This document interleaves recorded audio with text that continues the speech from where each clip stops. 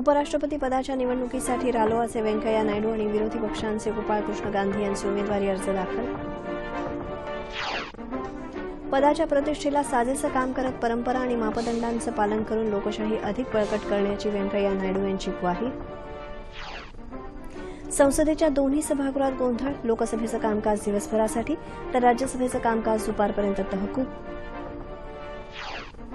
माहिती गोपनीय ठेवण्याचा अधिकार मूलभूत आहे का याचा निर्णय बृहत घटनापीठ घेणार. जम्मू काश्मीरातल्या गुरेज भागात घुसखोरी करणाऱ्या दहशतवाद्याला लष्करानं केलं ठार. ऊस पिकाचं 3,05,000 हेक्टर क्षेत्र सिंचनाखाली आणण्यासाठीच्या विशेष योजनेला राज्य मंत्रिमंडळाची मंजुरी. देशाच्या उत्तर पूर्व राज्यांसह उत्तर प्रदेश, गुजरातमध्ये गंभीर पूरस्थिती. आसाममध्ये पुराचे 61 बळी. आणि मुंबईसह राज्यात अनेक भागात पावसाची दमदार हजेरी. कोकण किनारपट्टी, मध्य महाराष्ट्रात आजही पर्जन्यवृष्टी. नमस्कार. अडीचच्या बातमीपत्रात मी मंजिरी मराठे आपलं स्वागत करते. आता बातम्या विस्तारानं. उपराष्ट्रपती पदाच्या निवडणुकीसाठी राष्ट्रीय लोकशाही आघाडीचे उमेदवार व्यंकय्या नायडू यांनी आज आपला उमेदवारी अर्ज भरला. यावेळी पंतप्रधान नरेंद्र मोदी, भाजपाचे ज्येष्ठ नेते लालकृष्ण अडवाणी, मुरली मनोहर जोशी, पक्षाध्यक्ष अमित शहा, परराष्ट्र व्यवहार मंत्री सुषमा स्वराज, वित्तमंत्री अरुण जेटली यांच्यासह भाजपाचे ज्येष्ठ नेते उपस्थित होते. याशिवाय रालोआचे घटक पक्ष अण्णा द्रमुक, तेलंगणा राष्ट्र समिती आणि शिवसेनेचे नेतेही यावेळी उपस्थित होते. बिजू जनता दल आणि तेलुगू देसम या पक्षांनीही नायडू यांना आपला पाठिंबा जाहीर केला आहे. विरोधी पक्षांचे उमेदवार गोपाळकृष्ण गांधी यांनीही आजच आपला उमेदवारी अर्ज दाखल केला. यावेळी माजी पंतप्रधान डॉ. मनमोहन सिंग, काँग्रेस अध्यक्ष सोनिया गांधी, राहुल गांधी, तृणमूल काँग्रेसचे डेरेक ओब्रायन, समाजवादी पार्टीचे रामगोपाल यादव यावेळी उपस्थित होते. उपराष्ट्रपती पदासाठी लोकसभा आणि राज्यसभेचे सदस्य मतदान करतात. यात स्वीकृत सदस्यांचाही समावेश असतो. येत्या 5 ऑगस्टला होणाऱ्या मतदानात राज्यसभेचे 245 तर लोकसभेचे 545 असे एकूण 790 सदस्य मतदान करतील. मतदानानंतर लगेचच मतमोजणी करण्यात येणार असून निकाल जाहीर होईल. उपराष्ट्रपती पदासाठी निवड झाल्यानंतर काल रात्री नायडू यांनी केंद्रीय मंत्रिपदाचा राजीनामा दिला. त्यांच्या राजीनाम्यामुळे रिक्त झालेल्या माहिती आणि प्रसारण मंत्रालयाचा अतिरिक्त कार्यभार केंद्रीय वस्त्रोद्योग मंत्री स्मृती इराणी यांच्याकडे तर नगरविकास मंत्रालयाचा कार्यभार ग्रामविकास मंत्री नरेंद्र सिंग तोमर यांच्याकडे सोपवण्यात आला आहे. देशाच्या उपराष्ट्रपती पदावर निवड झाल्यास या पदाच्या प्रतिष्ठेला साजेसं काम करेन अशी ग्वाही राष्ट्रीय लोकशाही आघाडीचे उपराष्ट्रपती पदाचे उमेदवार व्यंकय्या नायडू यांनी दिली. उमेदवारी अर्ज दाखल केल्यानंतर घेतलेल्या वार्ताहर परिषदेत ते बोलत होते. परंपरा आणि मापदंडांचं पालन करून देशाची ताकद असलेली लोकशाही अधिक बळकट करणार असल्याचं त्यांनी यावेळी सांगितलं. आजपर्यंत पक्षानं दिलेली विविध प्रकारची जबाबदारी निभावली असल्याचं सांगतानाच आजपासून आपली भूमिका वेगळी आहे. नव्या जबाबदारीची जाणीव असल्याचं नायडू यांनी सांगितलं. पक्षाशी आपलं नातं आईप्रमाणे जोडलं गेलं. हे नातं आता वेगळं होणं हा भावनिक क्षण असल्याचं ते म्हणाले. उपराष्ट्रपती पदासाठी उमेदवारी दिल्याबद्दल पंतप्रधान नरेंद्र मोदी, भाजपाचे राष्ट्रीय अध्यक्ष अमित शहा यांच्यासह पाठिंबा देणाऱ्या सर्व पक्षांचे त्यांनी आभार मानले. पावसाळी अधिवेशनाच्या दुसऱ्या दिवशी लोकसभेत आज शेतकऱ्यांच्या समस्या आणि गोरक्षणाच्या नावाखाली होत असलेला हिंसाचार या मुद्द्यावरून विरोधकांनी केलेल्या गदारोळामुळे कामकाज दिवसभरासाठी तहकूब करण्यात आलं. प्रश्नकाळ सुरू होताच या मुद्द्यावर आधी चर्चा करावी अशी मागणी करत काँग्रेस, राष्ट्रीय जनता दल, तृणमूल काँग्रेस, डाव्या पक्षांच्या खासदारांनी हौद्यात उतरून गदारोळ केला. यावेळी प्रचंड घोषणाबाजी आणि गदारोळातच 3 विधेयकं मांडण्यात आली. त्यानंतरही घोषणाबाजी सुरूच राहिल्यानं अध्यक्ष सुमित्रा महाजन यांनी कामकाज दिवसभरासाठी तहकूब केलं. राज्यसभेत आज उत्तर प्रदेशात दलितांवर झालेल्या कथित अत्याचारांचा मुद्दा गाजला. या विषयावर बहुजन समाज पार्टीच्या नेत्या मायावती भाषण देत असताना राज्यसभेचे उपाध्यक्ष वर्गीस कुरियन यांनी वेळेच्या मर्यादेमुळे त्यांना भाषण आवर्त घ्यायला सांगितलं. त्यावर संतापून आपण त्वरित सदस्यत्वाचा राजीनामा देऊ असं मायावती म्हणाल्या. या विधानानंतर दोन्ही बाजूंनी गदारोळ आणि घोषणाबाजी झाली आणि कामकाज 2:30 वाजेपर्यंत तहकूब झालं. व्यक्तीची खासगी माहिती गोपनीय राखण्याचा अधिकार मूलभूत अधिकार आहे का हे ठरवण्यासाठी सर्वोच्च न्यायालय 9 न्यायाधीशांचं बृहत घटनापीठ स्थापन करणार असून त्या पीठाकडे ही सुनावणी वर्ग केली जाईल असं न्यायालयानं आज सांगितलं. आधार कार्डाच्या वैधतेला आव्हान देणाऱ्या याचिकेवर आज सर्वोच्च न्यायालयाच्या 5 सदस्यीय पीठासमोर सुनावणी झाली. त्यावेळी न्यायालयानं हा निर्णय दिला. जम्मू काश्मीरच्या गुरेज भागात आज लष्करानं घुसखोरीचा प्रयत्न हाणून पाडत एका दहशतवाद्याला ठार केलं. अनंतनाग जिल्ह्यात काल लष्करानं केलेल्या कारवाईत 3 दहशतवाद्यांना कंठस्नान घालण्यात आलं. लष्करानं चालवलेल्या शोध मोहिमेच्या वेळी दबा धरून बसलेल्या या दहशतवाद्यांनी गोळीबार सुरू केला. लष्कराच्या जवानांनी या गोळीबाराला दिलेल्या प्रत्युत्तरात 3 दहशतवादी ठार झाले. हे तिघेही दहशतवादी लष्कर-ए-तैयबा या संघटनेचे सदस्य असल्याची माहिती लष्कराच्या प्रवक्त्यानं दिली आहे.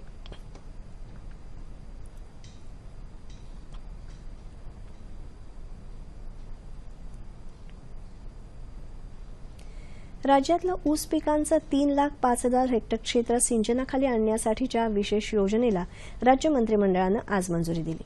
त्याचप्रमाणे शेतकऱ्यांचं उत्पन्न 2022 पर्यंत दुप्पट करण्याच्या धोरणाच्या अंमलबजावणीअंतर्गत गट शेतीला प्रोत्साहन आणि सबलीकरणासाठी आगामी 2 वर्षांच्या योजनेलाही मान्यता देण्याचा निर्णय आज झालेल्या राज्य मंत्रिमंडळाच्या बैठकीत घेण्यात आला. मुलींचा जन्मदर वाढवण्यासह मुलींचं आरोग्य आणि आरोग्याचा दर्जा वाढवण्यासाठी राबवण्यात येणारी माझी कन्या भाग्यश्री योजना येत्या 1 ऑगस्टपासून सुधारित स्वरूपात राबवायलाही मंत्रिमंडळानं मंजुरी दिली. त्याचप्रमाणे बलात्कार पीडित तसंच ऍसिड हल्ल्यांमध्ये बळी पडलेल्या महिला आणि बालकांना अर्थसहाय्य तसंच त्यांचं पुनर्वसन करण्यासाठी राबवण्यात येणाऱ्या मनोधैर्य योजनेच्या निकषात बदल करण्याचा निर्णयही आज घेण्यात आला. भूविकास बँकांबाबतच्या धोरणात्मक निर्णयात सुधारणा करण्यासह अनेक लोकोपयोगी निर्णय आजच्या मंत्रिमंडळ बैठकीत घेण्यात आले. ऑगस्टा वेस्टलँड हेलिकॉप्टर खरेदी घोटाळा प्रकरणी सक्तवसुली संचालनालयानं दुबईच्या एका कंपनीच्या प्रमुख शिवानी सक्सेनाला अटक केली आहे. या व्यवहारात मिळालेल्या दलालीचा पैसा कंपनीत गुंतवण्यात आल्याचा त्यांच्यावर आरोप आहे. दुबईच्या 2 कंपन्यांच्या त्या संचालक आहेत. ऑगस्टा वेस्टलँड हेलिकॉप्टर खरेदी घोटाळा प्रकरणात जी रक्कम समोर आली होती ती 2-3 कंपन्यांमधून आली होती. त्यात शिवानी सक्सेनाच्या कंपनीचाही समावेश आहे. या प्रकरणी सक्तवसुली संचालनालयाकडून शिवानी सक्सेना यांची चौकशी सुरू आहे. सिक्कीममधल्या डोकलाम भागात भारतीय आणि चीनी फौजा समोरासमोर उभ्या ठाकलेल्या असताना चीनी लष्करानं तिबेटच्या पर्वतीय क्षेत्रात नुकत्याच गोळीबाराच्या कवायती केल्या. पीपल्स लिबरेशन आर्मीनं आग्नेय चीनमधल्या तिबेटच्या स्वायत्त भागात सुमारे 11 तास या कवायती केल्याचं वृत्त चीनच्या सरकारी दूरचित्रवाहिनीनं दिलं आहे. गोळीबाराच्या या कवायती करणारी चीनची ही लष्करी तुकडी भारत आणि बांगलादेशातून वाहणाऱ्या ब्रह्मपुत्रा नदीच्या मधल्या आणि खालच्या भागात दीर्घकाळापासून तैनात करण्यात आली असून आघाडीवरच्या युद्ध मोहिमांमध्ये ती भाग घेत असते. भारत चीन दरम्यान सध्या निर्माण झालेल्या तणावाच्या पार्श्वभूमीवर चीननं केलेल्या या कवायती म्हणजे शक्ती प्रदर्शनाचा एक भाग असल्याचं मानलं जात आहे. भारत, अमेरिका आणि जपान यांच्यातल्या संयुक्त नौसेना सरावाची काल सांगता झाली. युद्ध आणि शांतता काळात या देशांच्या दलांमध्ये समन्वय साधणं तसंच संबंध अधिक दृढ करणं हे या सरावामागचं उद्दिष्ट होतं. या सरावात 3ही देशांच्या नौदलानं शक्ती प्रदर्शन केलं. या 3ही देशांची विमानं, पाणबुड्या आणि युद्धनौकांचा समावेश होता. भारताची INS विक्रमादित्य, जपानची जिमुआ आणि जगातला सर्वात मोठा एअरक्राफ्ट कॅरियर मानला जाणारा अमेरिकेचा USS निमित्झ यांचा या सरावात विशेष सहभाग होता.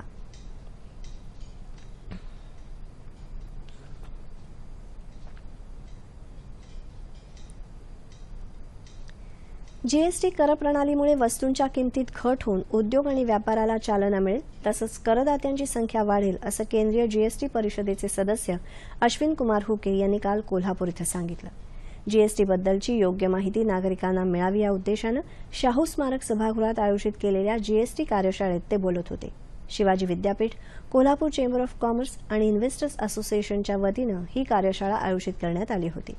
जीएसटी कर प्रणालीमुळे कर भरणाऱ्यांची संख्या वाढवणं हा मुख्य उद्देश असून नागरिकांनी या कराचा स्वीकार करावा असं आवाहन त्यांनी यावेळी केलं. जीएसटी लागू होण्यापूर्वीच्या किमतीत जर वस्तू विकल्या जात असतील तर नागरिकांनी तक्रारी कराव्यात असं आवाहनही हुके यांनी केलं. या कार्यशाळेत अर्थतज्ञ JF पाटील, राज्य जीएसटी उपायुक्त सचिन जोशी, सुरेंद्र जैन यांनीही मार्गदर्शन केलं. शेतकरी संघटनेच्या 2 दिवसीय राज्यस्तरीय बैठकीची काल नागपुरात सांगता झाली. या बैठकीत 1 जून ते 7 जून दरम्यान झालेल्या शेतकरी संपाचा आढावा घेण्यात आला. राज्य सरकारनं शेतकऱ्यांसाठी जाहीर केलेली कर्जमाफी सशर्त असल्यामुळे अपूर्ण आहे असं मत व्यक्त करण्यात आलं.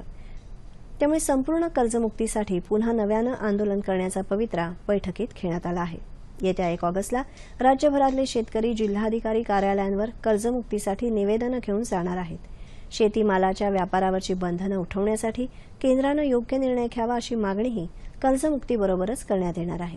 या मागण्यांचा सरकारनं विचार केला नाही तर 3 ऑगस्ट रोजी संघटनेचे राज्यभरातले कार्यकर्ते आणि शेतकरी 1 दिवसाचं उपोषण करतील अशी माहिती शेतकरी संघटनेचे अध्यक्ष अनिल धनवट यांनी दिली आहे। आपले मुख्यमंत्री नेहमी म्हणतात की मला शेतकऱ्यांना कर्जमाफी नाही द्यायची, कर्जमुक्त करायचे। अगदी त्यांनी विठ्ठलाला साकडं घातले की आपल्या राज्यातला शेतकरी कर्जमुक्त हो, परंतु हा कर्जमुक्त कसा होणार याचं काही त्यांच्याकडे उत्तर नाही। ते का अभ्यास करतात माहिती नाही, परंतु शेतकरी कसा कर्जमुक्त होऊ शकतो याचं उत्तर शेतकरी संघटनेकडे आहे। आणि आम्ही सरकारला, माननीय मुख्यमंत्र्यांना आम्ही एक ड्राफ्ट देणार आहोत। नागपूर मुंबई समृद्धी महामार्गाच्या प्रस्तावित प्रकल्पात सहभागी होण्याची तयारी मलेशिया सरकारनं दाखवली असल्याची माहिती सार्वजनिक बांधकाम मंत्री एकनाथ शिंदे यांनी काल मंत्रालयात दिली। या संदर्भात मलेशिया सरकारच्या एका शिष्टमंडळानं काल शिंदे यांची भेट घेऊन या महामार्गाच्या उभारणीत स्वारस्य असल्याचं सांगितलं। शिष्टमंडळाबरोबर झालेल्या बैठकीला राज्य रस्ते विकास महामंडळाचे व्यवस्थापकीय संचालक राधेश्याम मोपलवार, मलेशियाच्या बांधकाम मंत्रालयाचे सचिव जोहारी हाजी अकोब, विशेष अधिकारी मसून अहमद यांच्यासह सार्वजनिक बांधकाम विभागाचे वरिष्ठ अधिकारी उपस्थित होते। यावेळी समृद्धी महामार्ग प्रकल्पाचं सादरीकरणही करण्यात आलं।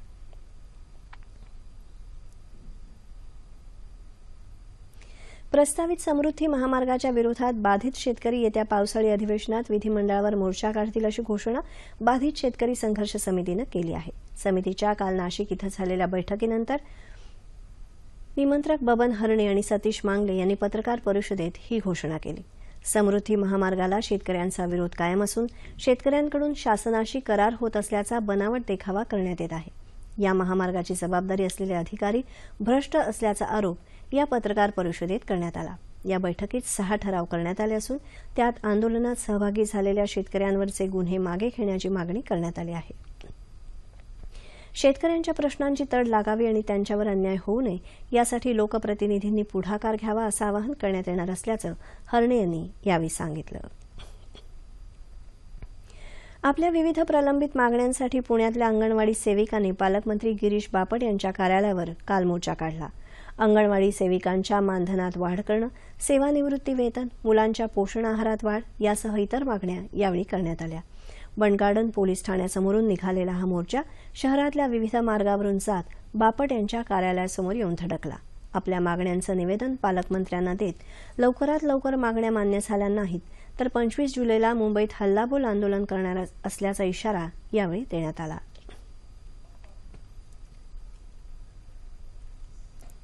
प्रमुख 2 मागण्या यावेळी आम्ही केंद्रित केलेल्या आहेत। एक तर आम्हाला सेवा ज्येष्ठता आणि शिक्षणाच्या आधारावर जो काही प्रस्ताव कृती समितीने दिलेला आहे त्या आधारित मानधनवाढ हवी आहे।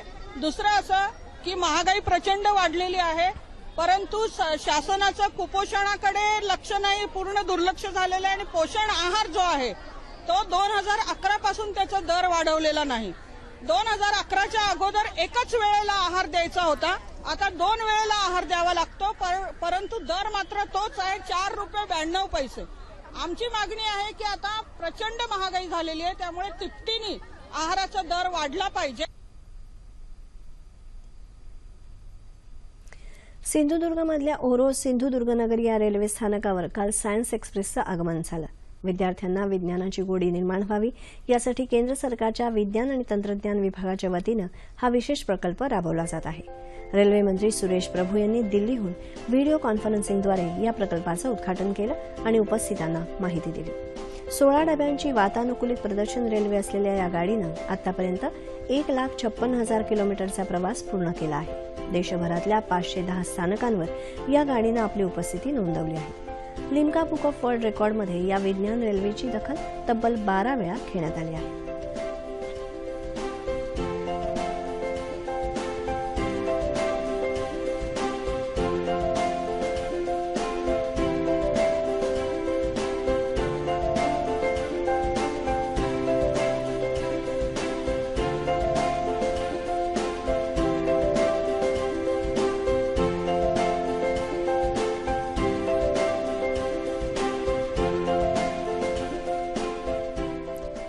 जिल्ह्यातल्या शाळांमधल्या विद्यार्थी, शिक्षक आणि विज्ञानप्रेमींनी मोठ्या संख्येनं या सायन्स एक्सप्रेसला भेट दिली. केंद्र सरकारच्या युवा कार्यक्रम आणि क्रीडा मंत्रालयातर्फे मुंबई, ठाणे आणि पालघर जिल्ह्यातल्या युवक युवतींसाठी राष्ट्रीय युवा स्वयंसेवक प्रशिक्षण शिबिर सध्या अलिबाग इथं सुरू आहे. 6 जुलैपासून सुरू असलेलं हे शिबिर 20 जुलैपर्यंत चालणार असून नेहरू युवा केंद्र आणि टाटा सामाजिक विज्ञान संस्थेचे अधिकारी 36 शिबिरार्थींना प्रशिक्षण देत आहेत. शिबिरात सहभागी झालेल्या युवकांच्या सक्षमीकरणासह व्यवसाय मार्गदर्शन याबरोबरच समाजाप्रती त्यांची कर्तव्य आणि जबाबदाऱ्या यांची जाणीव करून देण्यात येत आहे. शहरी भागातल्या तरुण तरुणींना ग्रामीण भागातल्या समस्यांची जाणीव करून देऊन ग्रामीण भागातल्या तरुणांसाठी राबवण्यात येणाऱ्या सरकारच्या योजनांबाबत शिबिरार्थींना अवगत करून देण्यात येत आहे. प्रशिक्षणानंतर या सर्व योजना ग्रामीण भागातल्या तरुणांपर्यंत पोहोचवण्याची जबाबदारी या प्रशिक्षणार्थींवर सोपवण्यात येणार असल्याची माहिती अलिबाग इथल्या नेहरू युवा केंद्राचे जिल्हा समन्वयक प्रसाद सोनुने यांनी दिली. या शिबिरातून विविध योजना समाजात कशा पद्धतीने राबवायच्या याची परिपूर्ण माहिती आम्हाला मिळाली, असं प्रशिक्षणार्थींनी सांगितलं. तो आदिवासी मुलींसाठी मी काम करते आहे. तिथून ज्या किशोरवयीन मुलींसाठी मी वेगवेगळे कार्यक्रम राबवते आणि टाटा सामाजिक संस्थेने जे आम्हाला ह्या 6 तारखेपासून 20 तारखेपर्यंत जे शिबिर आयोजित केलेलं आहे त्यामध्ये खूप चांगल्या प्रकारे आम्हाला प्रशिक्षण मिळतं, जेणेकरून आम्ही ह्या सगळं प्रशिक्षण घेऊन आम्ही आमच्या समाजात, आमच्या ब्लॉकमध्ये आम्ही इतर युवकांना एकत्र करून आम्ही ह्या स्किल त्यांच्यापर्यंत पोहोचवू आणि त्याद्वारे आमचा एक छोटासा हातभार समाजसेवेला लागेल. जन्माला येऊन अवघ्या 45 दिवसांच्या काळात प्रियमला हृदयात ट्यूमर झाला. वडिलांच्या दक्षतेमुळे आणि तातडीच्या हालचालींमुळे रुग्णालयापर्यंतचा त्याचा प्रवास सुरळीत झाला आणि त्यानंतर वाडिया रुग्णालयाच्या डॉक्टरांनी शस्त्रक्रिया करून त्याला जीवदान दिलं. पाहूया याबाबतचा वृत्तांत. प्रियमच्या जन्मानंतर सर्वांनाच आनंद झाला, पण अवघ्या 45 दिवसातच त्याची तब्येत बिघडली. सुरुवातीला ताप असल्यानं त्यावरचे औषधोपचार सुरू होते, मात्र काही केल्या त्याला बरे वाटेना.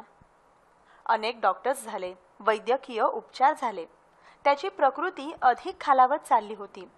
आर्थिक परिस्थिती जेमतेम, त्यामुळे मोठ्या रुग्णालयाचा खर्चही परवड्याजोगा नव्हता. त्यातच आजाराचं योग्य निदानही होईना. शेवटी वाडिया रुग्णालयात जाण्याचा निर्णय प्रियमच्या आईवडिलांनी घेतला.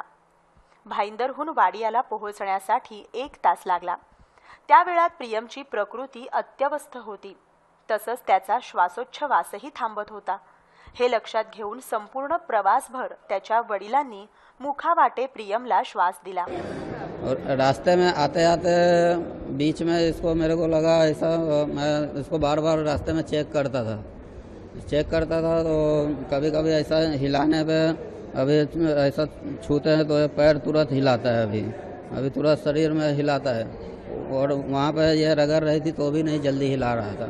मैं बोला एक काम करो, तुम इसको पैर को थोड़ा रगड़ो, और मैं इसको मुंह से 2 बार, मतलब 20 मिनट के अंतर पे 2 बार इसको CPR किया. वाडिया रुग्णालयात पोहोचताच लहानग्या प्रियमला डॉक्टरांनी ताब्यात घेतलं.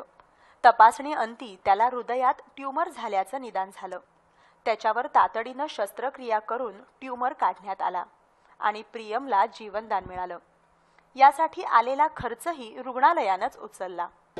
काफ़ी गंभीर सिचुएशन था, हमको वेरी क्विक डिसीजन में उसको सर्जरी करना था. पेरेंट्स को हमने समझाया, पेरेंट्स राजी हो गए और बच्चे को सर्जरी के लिए हमने लिया. करीबन 6 घंटा लगा. हमने वो ट्यूमर को सर्जरी में निकाल दिया और हार्ट का कंडीशन धीरे धीरे नॉर्मल हो गया.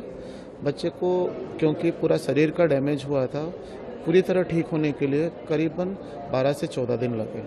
जब भी मैं इसको यहाँ पे लेके आया था तो मेरे को लग नहीं रहा था कि मैं यहाँ से इसको वापस लेके जा सकूँगा. और अभी का हालत तो आप सब आदमी देख रहे हैं कितना अच्छा है, और बहुत खुशी हुआ मैं कोई गलत जगह पे नहीं गया, बहुत अच्छा जगह पे आया. प्रियमच्या वडिलांचं प्रसंगावधान, वाडिया रुग्णालयाच्या डॉक्टरांनी केलेले तातडीचे उपचार आणि दिलेला मदतीचा हात, यामुळेच प्रियमला नवसंजीवनी मिळाली आहे. समाजातील दलित, उपेक्षित, कष्टकरी आणि शेतकऱ्यांच्या सामाजिक परिवर्तनासाठी लोककलेच्या माध्यमातून जनजागृती करणाऱ्या लोकशाहीर अण्णाभाऊ साठे यांची आज पुण्यतिथी. त्यांच्या स्मृतीला विनम्र अभिवादन. समाजातील उपेक्षित वंचित घटकांच्या सामाजिक मानसिक अवस्थेचं वास्तववादी चित्रण अण्णाभाऊंनी आपल्या सकस शब्दांनी मराठी साहित्याला दिलं. 1957च्या संयुक्त महाराष्ट्र चळवळीतील माझी मुंबई हे त्यांचं वगनाट्य पाहायला हजारो लोक गर्दी करत असत. 1958च्या दलित साहित्य संमेलनामध्ये अण्णाभाऊंनी उपेक्षितांच्या वेदनांना वाचा फोडली. लोकशाहीर, कलाकार, कादंबरीकार, लेखक, कार्यकर्ते अशा विविध भूमिकेतून त्यांनी सामाजिक परिवर्तनाची कास धरली. अखेरच्या काळात मात्र ते एकटे पडले. शासनाच्या मासिक 350 रुपयाच्या मानधनावर त्यांना गुजराण करावी लागली. 18 जुलै 1969 रोजी त्यांचा मृत्यू झाला. सामाजिक विषमतेविरुद्धचा त्यांचा लढा आणि माणूस म्हणून जगण्याचा अधिकार सर्वांना मिळावा हा विचार महत्त्वपूर्ण ठरतो. अण्णाभाऊंची ही विचारसरणी पुढे घेऊन जाण्याची गरज आहे. साहित्यभूषण लोकशाहीर अण्णाभाऊ साठे यांच्या 48व्या स्मृतिदिनानिमित्त नागपूर इथल्या दीक्षाभूमीवर साठे यांच्या पुतळ्याला पुष्पहार अर्पण करून अभिवादन करण्यात आलं. नागपूर महापालिकेच्या लक्ष्मीनगर विभागाचे सभापती प्रमोद भोयर यांनी यावेळी साठे यांच्या कार्याचा गौरव केला. नागपुरातल्या विविध सामाजिक संस्थांतर्फेही लोकशाहिरांना आदरांजली वाहण्यात आली. मुंबईत गेल्या महिन्याभरात स्वाईन फ्लूमुळे 5 जणांचा तर लेप्टोमुळे 2 जणांचा मृत्यू झाला. महानगरपालिकेच्या आरोग्य अधिकाऱ्यांनी दिलेल्या माहितीनुसार गेल्या पंधरवड्यात मुंबईतल्या शासकीय रुग्णालयांमध्ये स्वाईन फ्लूचे 250 नवे रुग्ण दाखल झाले. जानेवारीपासून स्वाईन फ्लूचा प्रादुर्भाव वाढला असून आतापर्यंत राज्यात 874 रुग्ण आढळले आहेत. त्यापैकी 672 रुग्ण केवळ मुंबईत आढळले. हवेतून पसरणाऱ्या या आजाराचे विषाणू पावसाळ्यात अतिशय वेगानं पसरतात. त्यामुळे ताप, सर्दी, अंगदुखीसारखी लक्षणं आढळली तर त्वरित तपासणी आणि उपचार करावेत असं आवाहन पालिकेनं केलं आहे. अतिवृष्टीमुळे ईशान्येकडची राज्य उत्तर भारत आणि गुजरातला पुराचा फटका बसला आहे. गुजरातमध्ये पावसामुळे झालेल्या दुर्घटनेत 9 जणांचा मृत्यू झाला असून राज्यातल्या अनेक नद्यांनी धोक्याची पातळी ओलांडली आहे. सौराष्ट्र आणि कच्छला पुराचा सर्वाधिक फटका बसला आहे. आसाममध्ये पुरामुळे आतापर्यंत 61 जणांचा बळी गेला आहे. मणिपूरमध्ये इम्फाळ, थाउबल, कांगचिंग आणि विश्वपूर अशा ठिकाणी अजूनही पूरस्थिती आहे. पुरामुळे शेतीचं मोठं नुकसान झालं आहे. हिमाचल प्रदेशातही ढगफुटीमुळे मुसळधार पाऊस पडत आहे. राज्यात अनेक ठिकाणी पावसाचा जोर आजही कायम आहे. मुंबईत काल दिवसभर पडणाऱ्या पावसाची रिमझिम आजही सुरूच आहे. ठाणे जिल्ह्यात रात्री सर्वत्र दमदार पाऊस झाला. अधूनमधून हलक्या स्वरूपाचा पाऊस पडत आहे. पालघर जिल्ह्यात डहाणू, जव्हार, वाडा भागात अधूनमधून पावसाच्या सरी बरसत आहेत. सिंधुदुर्ग जिल्ह्यात सावंतवाडी इथं ढगफुटी सदृश्य परिस्थिती निर्माण झाली आहे. अधूनमधून होत असलेल्या जोरदार पावसामुळे शहरातले 3 रस्ते पाण्याखाली गेले आहेत. रत्नागिरीतही अधूनमधून पावसाच्या सरी बरसत आहेत. जिल्ह्यात धरणांमध्ये समाधानकारक पाणीसाठा झाला असून 63 पैकी 28 धरणं 100% भरली आहेत. लातूर शहरासह जिल्ह्यात पहाटेपासूनच हलक्या पावसानं हजेरी लावल्यानं शेतकरी सुखावला आहे.